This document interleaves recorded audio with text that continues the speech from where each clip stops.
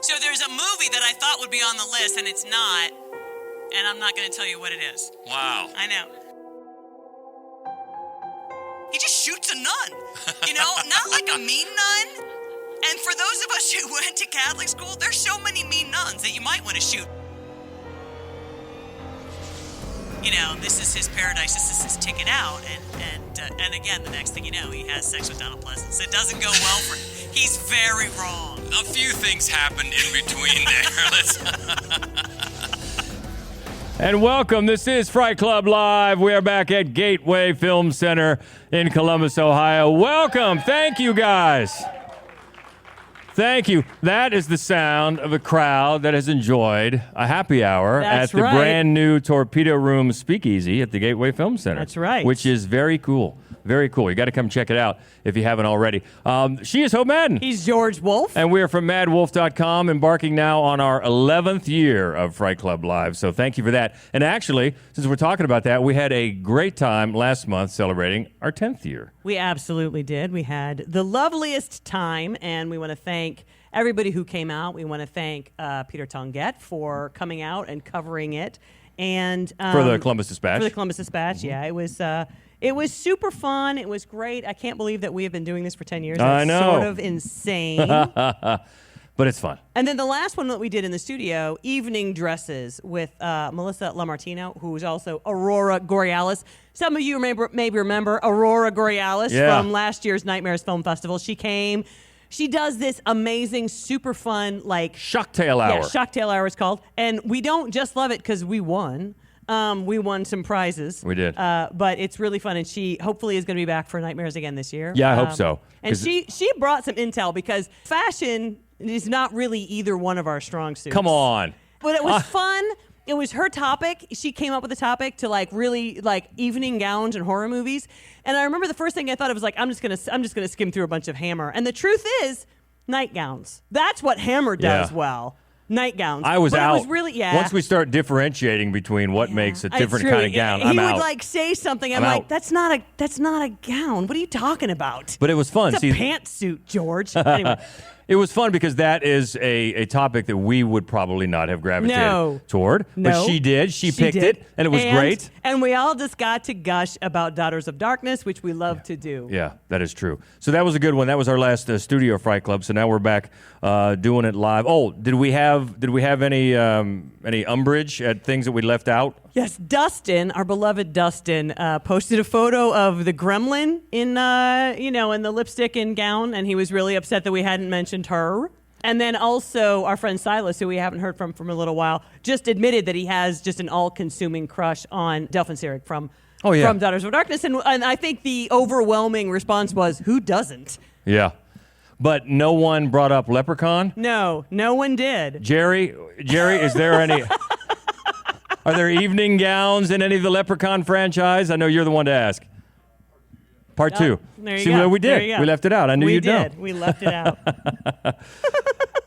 So we didn't have a whole lot of beef then with the choices. So that's good. Before we get too much farther, we want to actually welcome everybody. We want to say a special welcome to Melissa Dina because her birthday is tomorrow.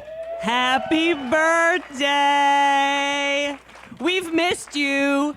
And your beautiful smiling face. We're so glad And we're to see you not today. going to say it. We're just going to say it's a big special birthday. That's all we're going to say. We're not going to say a number, but it's a big special birthday. So thank you so much for 21. You nailed it. Good job. So congrats. And she said that Matt has something special planned. I bet. Boom chaka chaka chaka boom boom boom chaka chaka chaka. So happy birthday. Okay. So we've got Towns That Won't Let Go. That's our topic tonight. It is. And a great movie, man, a great movie to see. So before we get to our top 5 towns that won't let go, you've got a few that were almost made it. I do. I do have a few that almost made it. One is, it's like, to be honest with you, I keep going back and forth as to whether I'm going to say the name of this movie because it's kind of the twist at the end. So now that I say it, I'm not going to tell you.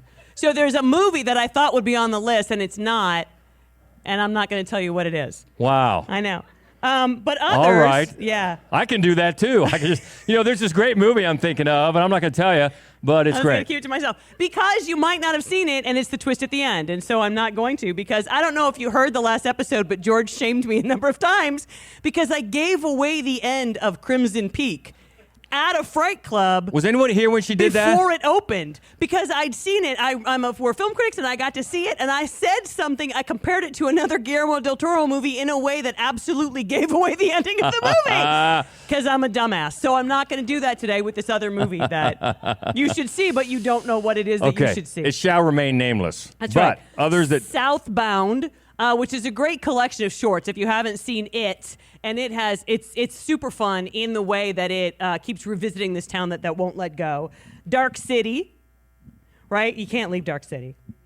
30 Days of Night, that's a hard place to get out of. Yeah. That's a fun movie. I love that movie. That's a fun one. But yeah, And you're then- pretty stuck there. Yeah, you can't get out of there. And then also Children of the Corn. So these were all sort of, they orbited the list, but they didn't quite make the final list. Okay. That's fair enough. So that's about all the obviously the topic name is pretty self-explanatory. Yeah. It's a town. And Probably here's- like your small hometown Yes. of ours. We can't get out of this effing town.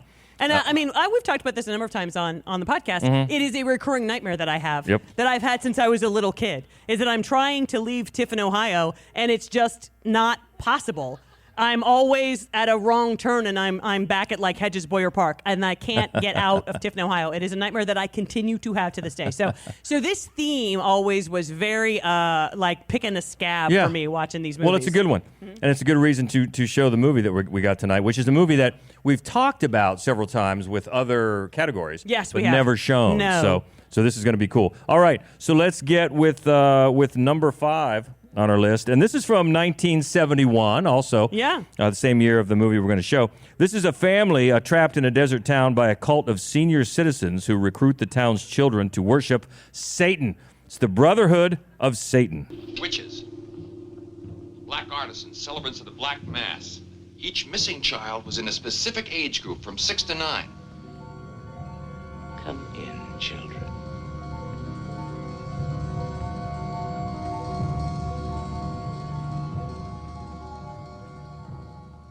My baby! My baby! Not your baby, our baby, Satan's baby! The Black Mass, the blood sacrifice, the unholy ritual.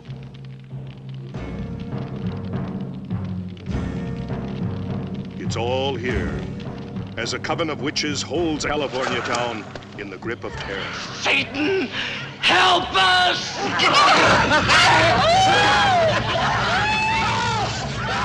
Rated GP. Who remembers GP back in the day? Yes. No, I GP don't. before the old PG. Brotherhood of Satan. This is a movie I watched when I was a little kid, like on TV. I was homesick from school. I probably wasn't sick. I did that a lot. And I watched this like in the middle of the day at my house when I was a little kid. And it scared the shit out of me because it was the first... It was like when some people watch the movie Skinamarink and you're like, that's a nightmare that I have. That's what this movie was. I'm like, oh my God, that's my nightmare right there. That's it.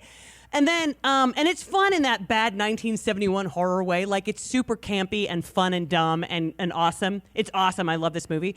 But it's also got a black mass, which I love. I love a black mass in a huge way. But it's also like super being John Malkovich. That's essentially the plot of the movie, is that the old people in the town, they kind of set up a bubble. You can't leave the town, and they steal the children, and then they John Malkovich the children.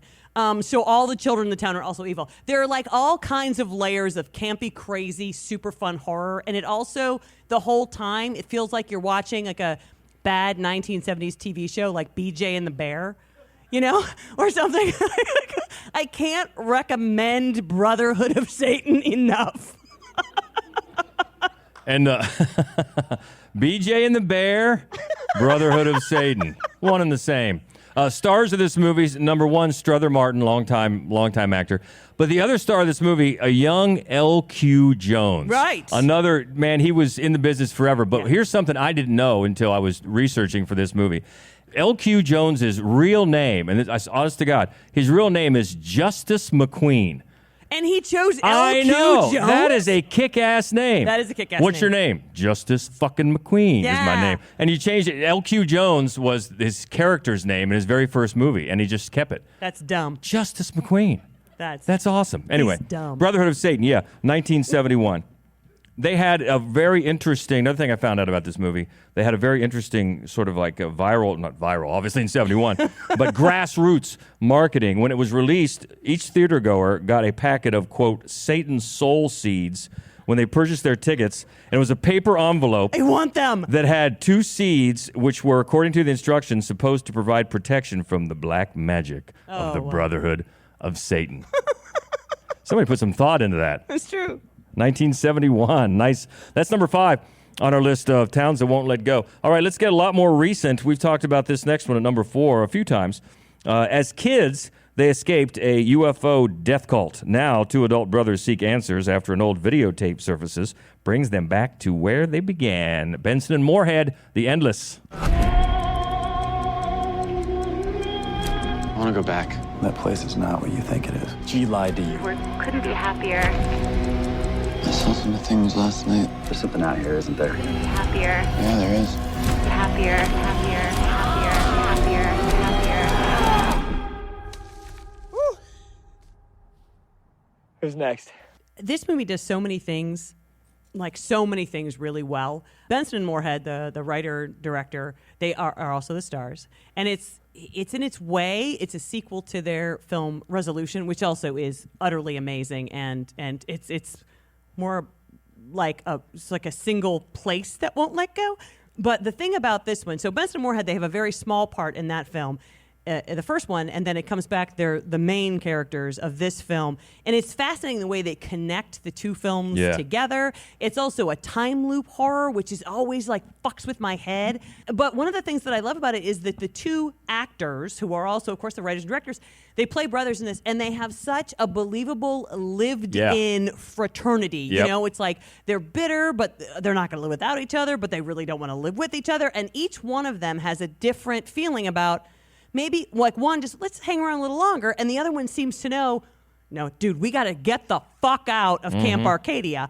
And what that does, at least for me, because of course, as I've pointed out, this is like a primal fear of mine, it creates this tension where you're the whole time going, it's getting darker, it's getting darker. Yeah. I mean, the way that they ratchet up tension in this movie, I think, is so authentic and unnerving. Also, Shitty Carl is the name of a character, which is the greatest name of any character ever.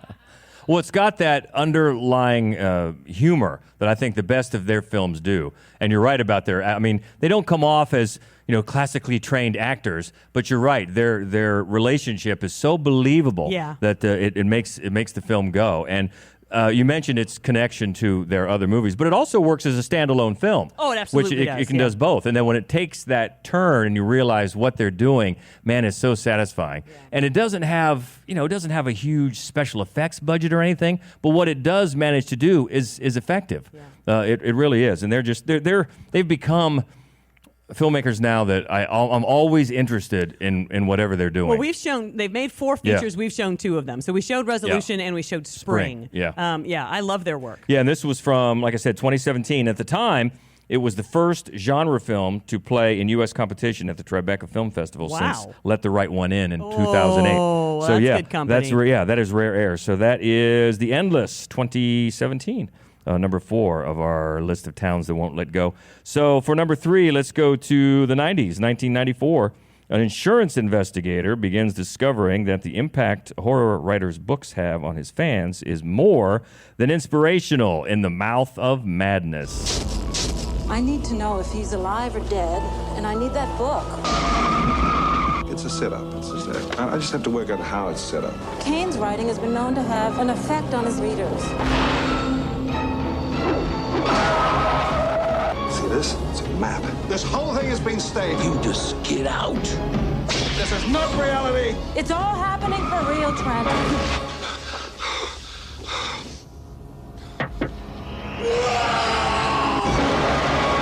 I know this book will drive people crazy. Well, let's hope so. The movie comes out next month.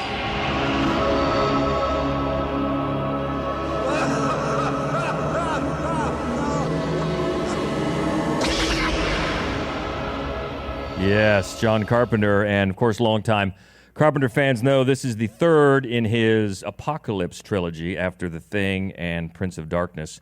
And it's, you know, a lot of people, well, they mentioned Stephen King in the movie, but really, you watch the movie, it's a lot more H.P. Lovecraft as far as Sutter Kane goes. It's a good marriage of the two, I think, because it's in a small town. Well, I mean, a small New England town, I suppose that is both.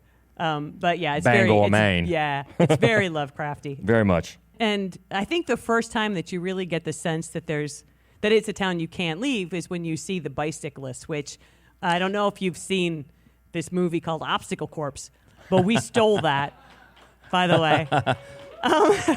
We didn't steal, we homage. We homaged. Homage. But that's where that came from. I loved that element in this movie. I love this movie. And I love Sam Neill. Oh, he's great. He's always great. He is. He's so good. He's so good in this movie. The way he's like so above everything. And you're like, I think you ought to be paying closer attention because why are you here at Hobbs End? And Hobbs End won't let you go until you're ready to serve its purpose. Because if you've seen the movie, you know, eventually he does get out of Hobbs End. But you know, it takes a long time, and it's not until he's quite ready that they let him go. I think that it's also a great descent into madness movie, which we haven't done that podcast yet. That's happening. That's marinating right now. We have not done that? Not Descent into Madness, no. Holy moly. No. 10 years and haven't done that. Couple of notes for this movie. It was the feature film debut for a young Hayden Christensen. Wow. And it was, and he plays the paperboy. And it was the final film for Wilhelm von Homburg, who you may remember as Vigo the Carpathian in Ghostbusters 2. This was his final film. Wow. Yeah. Yeah, he's the one who tells him to get out of town. Yes. That's him. Also, Charlton Heston. Boo. He's in this. I mean, the whole cast actually is really fun. And then Jurgen Portnoy, who is another great just face. You know what I mean? Like he's Sutter Kane, and he's just got that great. He does. I'm a crazy man face. I love him in this movie. I mean, this movie is so fun and weird, and it's for Carpenter. It's so surreal. It's not the kind of film that he tended to make. Even in the other apocalypse films aren't nearly this surreal.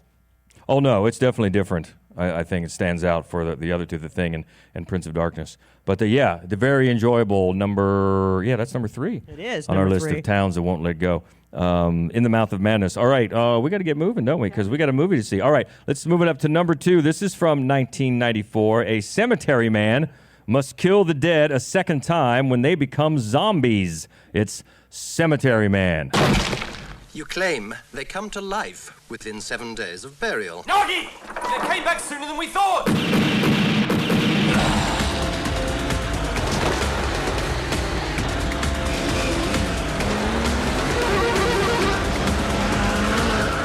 He's only eating me. Move aside. Mind your business! This is my business. They pay me for it.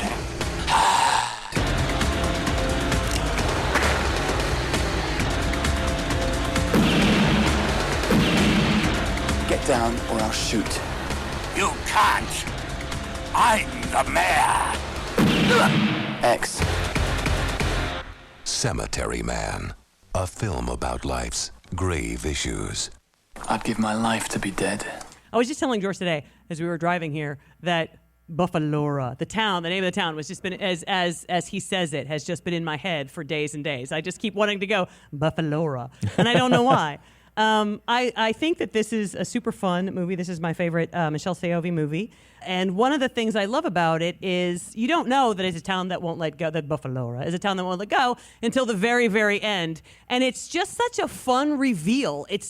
There's so much fun in this movie. And at the same time, for a while you think, oh, this is just sort of romantic, lighthearted, but it just gets meaner and meaner and meaner as the film progresses. And then you do see in the trailer, which kind of surprised me, he just shoots a nun, not like a mean nun. And for those of us who went to Catholic school, there's so many mean nuns that you might want to shoot. But she seemed like a perfectly lovely nun. If you're going to shoot one. Right, try Sister Cleophas maybe. Not that I hold a grudge. But this is such it's a truly, I think it's a really just bizarre movie that is insanely compelling. I don't always love Italian horror, but this one I can't stop watching. This is stars Rupert Everett, and this was again 1994. And when he got a little more famous in the later 90s, he approached the director about doing an American remake. So there were plans for that for a short while, but it fell through and it never materialized. That's kind of too bad. Yeah, that would have been interesting.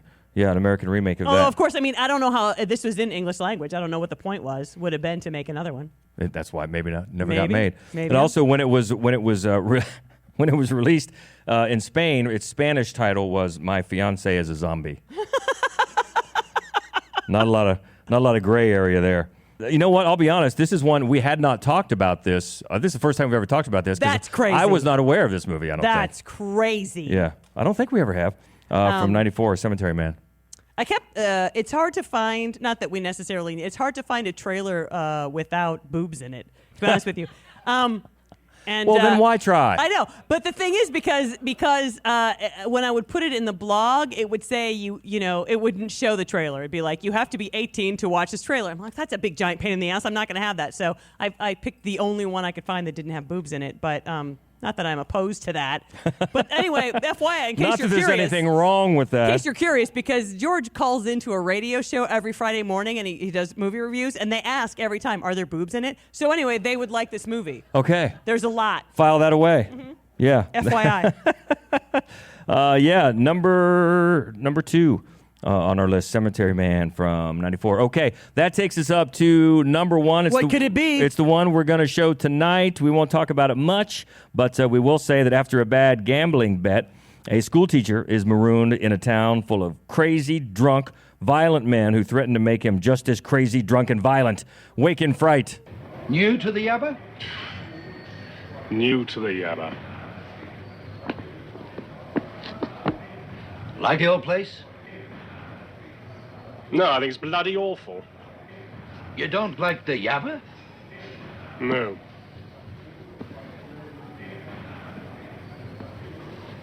Will you have a drink? No, I'm toying with this one, thanks. Oh, drink it down, I'll buy another. Look, I'm flat broke and I can't afford to drink. What's that going to do with it, man? I said I'd buy you a drink. You don't have to buy me one. Now drink it down. So how many people are new to the Yabba and have not seen this movie at all? All right. I love that. We love that. Well, then definitely come down afterwards, and I want to get your reactions for the podcast, because this is a crazy-ass movie. But also, and again, in 10 years, and those of you who've been coming for a long time, we've shown some pretty extreme films now and again. This is the first time ever in 10 years that I'm going to give you a trigger warning. So there is a scene in this film where they hunt kangaroos, and they do indeed hunt kangaroos. So when they all get in a van with guns, if this is not something you want to see, totally understand, that's when you want to go, because it's not fictionalized. They actually hunt kangaroos. Yeah. So I just want to put that out there, because it's a really amazing film. As I've said a number of times, it's one of Martin Scorsese's all-time favorite movies. But that's a very tough thing to watch. So I just want to make sure that nobody is taken by surprise by it. And that's pretty much all we'll say. Again, we hope to talk about it afterwards. So we're going to show that. But before we show that, we've started in the last few months now, as you may know, to show short films before the feature. And we've got a special one tonight. We do. The truth be told, I'll be completely honest with you, we've been working on our most recent short film, and I thought that it would be done by February. It's not done. So I hadn't already planned for another short film. So we're going to show a short film about a town that would let go. It's called Godspeed. It's the first short that we made, and it's about a woman who leaves her town and drives across country. So Kat McAlpine all by herself in the entire movie, and so that's what we're going to show first, and we hope that you like it. Yeah, it was a definite pandemic production, filmed all night out in what county was that? Out in the outskirts of Columbus. We learned a lot, and we hope you like it. So, guys, it's about 9 minutes, not too long. That's going to be first, and then we'll go into Wake in Fright, enjoy that, and then we'll talk about it afterwards. Okay? Please come down, because I'm fascinated to hear what you think. Yes. So enjoy. Stan, hit it. 1 hour and 58 minutes later. I think, guys, fellas, this summer we have a decision to make. It's either shorts with no socks and loafers, or shorts, knee socks, and loafers. You think Lee socks? Yeah. No socks. Okay. We got to decide. It was incredibly sweaty, and it's so funny that, like, you know, I don't know at exactly what time period they stopped having people wear, like, full suits when it was clearly 1,000 degrees outside. But all old movies, I just keep thinking, you know, you're so sweaty. Take some of those layers off. I was interested in that, the disclaimer at the end there, which I had forgotten about or hadn't seen before, about that was shot during a licensed kangaroo hunt. It was pretty rough. It was pretty rough very to rough. watch. And it was long, which is it one of was the reasons. long. Yeah, I mean, you know, and there was a lot of very fancy editing that made it seem much more brutal than it actually was, but that doesn't change the fact that it was pretty horrifying. It was. But, you know, it certainly got the point across that the hell he was in. Yeah. Yeah. And also, I mean, one of the things about this movie that I think is so fascinating is the idea that, you know, men will just do the most debased things to impress other men. Yeah. And it reminded me of the films we've seen. We've seen a few more of them, I think, over the last few years, like recently Speak No Evil. The ones where you just get pushed and the person doesn't speak up or doesn't stand up for themselves. And at the end, it's almost like, well... And you're like, oh my God, I just had sex with Donald Pleasance.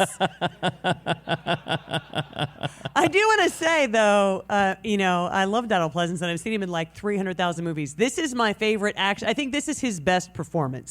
This is the one where, to me, he actually, you know, acts. It's disturbing. Oh yeah, it's quite a character. Yeah. It was always a wish of mine to one day be wealthy enough to visit Australia. Till now. Yeah. That looks like hell on earth without all the drinking. Yeah, no, you're right. And most of my sort of cinematic references for Australia are like this, right? Like Wolf Creek or 400 Bloody Acres, right? Or like, I mean, there's zero chance that I am going to go to Australia. Wormwood, nope. I don't. Yeah. No, I want no part of that nation. It also reminded me of... I started to see some Calvert in this movie a little bit. Oh, yeah. And then I hadn't caught before the character names there. The Silence of the Lambs connection. Silence of the Lambs, I don't know if you noticed that, but pull a lot of character names from this film. The cop was Jack Crawford. Right. And then John Grant, which was one of the names that one they of the James Gumb names. James Gumb or John Grant, yeah. I agree with you with Donald Pleasance's performance. For an actor who's mostly known for his sophisticated roles, whether it's the James Bond franchise or the Halloween movies, like he's just so loud and like obnoxious and so rambunctious. Sweaty. Sweaty. Yeah. And it's amazing like how like pretty much the entire drink you see is beer. I don't think I've seen anyone in the movie drink anything other than beer. No, there was somebody who wanted like a tomato juice back, right? Yeah. But everybody else was just all the beers. Oh, that's right, there was. After all of the kangaroos, he was sucking on some big bottle in the car. Yeah. And none of it was Foster's. No. Well, first off, this movie makes my liver hurt. Yeah.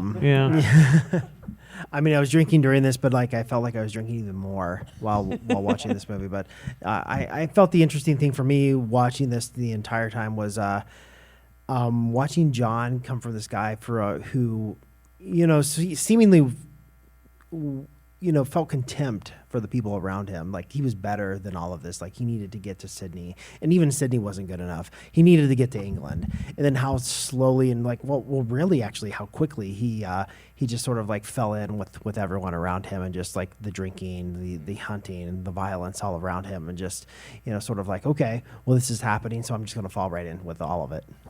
And, you know, I think it's interesting what you say, because when he decides to bet the money, it's because he's already said, oh, that's a very simplistic game. It's like he already thinks that he's better than everybody there, and he's just going to, you know, this is his paradise, this is his ticket out. And again, the next thing you know, he has sex with Donald Pleasance. It doesn't go well for him. He's very wrong. A few things happened in between there. And also in that big room, which I love some of those aerial shots above all the bedding. Yes. You know, of course, you start to wonder how many of these people were him. you know, and exactly. got sucked into this That's Twilight right. Zone. At one point, they were new to the Yabba. Right. And they got sucked in and never got out. You don't like the Yabba? So, like, the whole kind of vibe to me was very adult Lord of the Flies, Australian style with beer. Yeah, yeah. So it was all very lot of like peer pressure and just kind of getting along to get along. Oh yeah, very much so. Every time he gave a little bit of a no, I don't. Oh, and they just raised their voice, and he did it, whatever it was. Yeah. It does, though, the more I think about it, because you said that it reminded you of Calvert. I can really see that. Yeah. Where essentially there's no women anywhere. Right. And I think both of those films just really go to show, if just men get to decide what's happening in civilization, we are so fucked. There you go. That's a good note to leave it on. We are going to get this edited and on the usual socials here. Well, no, it'll be a few days because we're leaving for a few days in Vermont tomorrow. Yeah, we have a 6 a.m. flight. Yeah, so yay. Yeah. We're going to go have a few beers and then... So we're looking ahead to March. We're going to Live. we're going to show Splinter. Right? A nice creature feature, Shea Wiggum, and we're going to talk about parasites in horror. That's going to be the topic. And if all goes well, we are going to show our brand new short film, which Jerry and Brooklyn, who we're so happy to have here with Adam, Yay! helped us make, called Basement Buddy. So fingers crossed we will show that as our short film to start off. Hopefully, so that'll be a month. But so check out madwolf.com, the main website, of course, on Facebook and Instagram. It's Mad Wolf Columbus. The main Twitter page is Fright Club Pod. We've got the Fright Club Podcast Facebook page, all kinds of stuff places where you can find this podcast, which will be up, a few days. Wednesday-ish. Yeah, we'll get it there. So we hope to see you again next month. Thank you so much, and appreciate you coming out tonight and enjoying Watching Fright. And until next time, she is Hope Madden. He's George Wolf. And this is the Fright Club Podcast.